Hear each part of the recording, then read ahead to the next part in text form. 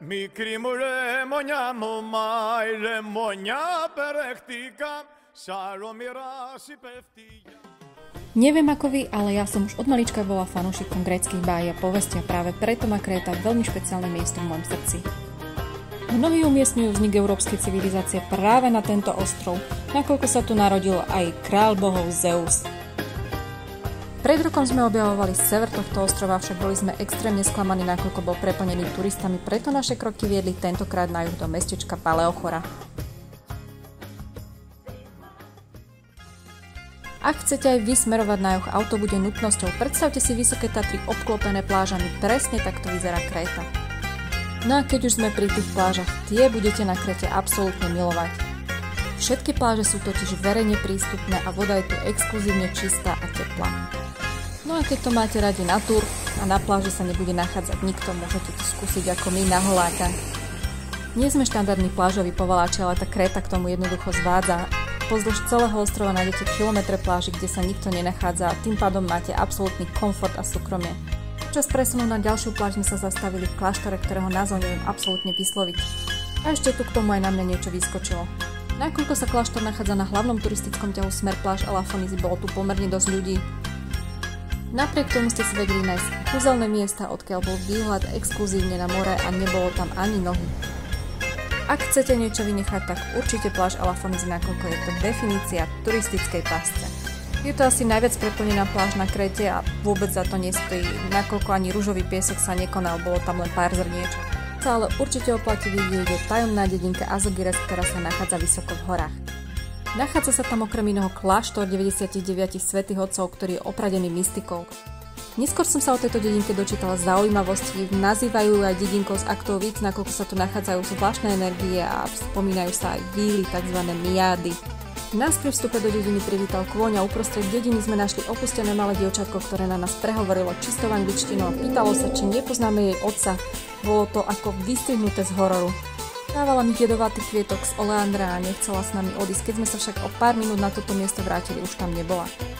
No a naše ďalšie kroky viedli do mestečka Sudžia. Okrem krásnej pláže tu nájdete aj vstup do roklín Lissos, ktorá vás dovedie k antickému mestu Lissos. Stále tu nájdete zachované mozaikové dlažby aj po tisíckach rokov. Nerátali sme, že pôjdeme na turistiku a preto sme nemali adekvátnu turistickú výstroj a museli sme sa z polcesty vrátiť. Máme ale dôvod vrátiť sa na toto prekrásne miesto. Voda tam bola naozaj úžasná a tie výhľady po ceste boli exkluzívne, hlavne pri západe slnka. Naše ďalšie kroky viedli do ďalšieho horského mestečka s názvom Kandanos. Okrem toho, že je toto krásne mesto obklopené olivovými hájmi z antických dôb, má bohužiaľ aj pohnutú minulosť. Počas druhej svetovej vojny tu prebiehali boje o Krétu a veľká časť obyvateľov bola vyvraždená.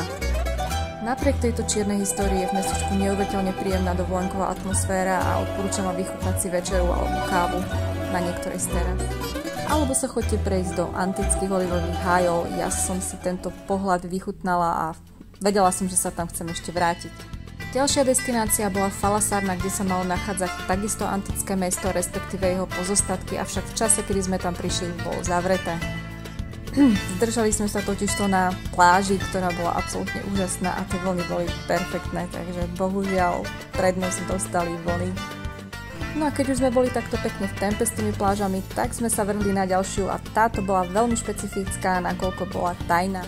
Cesta k nej je celkom komplikovaná, spoločnosť vám robia horské kozy, ale ten výhľad naozaj stojí za to. Na pláži sme boli len my a ešte jeden ďalší párik, takže sme si mohli užiť kúpanie na naháča. No a keďže cesta na pláž viedla smerom dole, cesta naspäť bola smerom hore a bola absolútne zabijacká. Náš posledný deň na Kréte sme sa rozhodli prejsť v olivovom háji nad mestom Kandanos, ktorý som spomínala už predtým, že sa tam chcem určite ešte vrátiť, pretože má jedinečnú atmosféru. Škoda, že sa takéto miesta nenachádzajú aj u nás. Zažiť atmosféru olivového hája, ktorý tam stojí tisícky rokov, je naozaj neopísateľné. No a naše posledné kroky vedú do Chany, odkiaľ nasledujúci deň odlietame, rozlúčime sa s tulavými mačkami, ktoré sú symbolom Kréty a mávame na rozlúčku. Ďakujem, že ste si pozreli toto video a teším sa na ďalší výlet s vami. Μικρή μου ρεμονιά μου μάι, ρεμονιά περέχτηκα, σαρομυρά συπευτία, ένα κρανθί ρεμονάνθω, να με αποδώσει κρέφτη.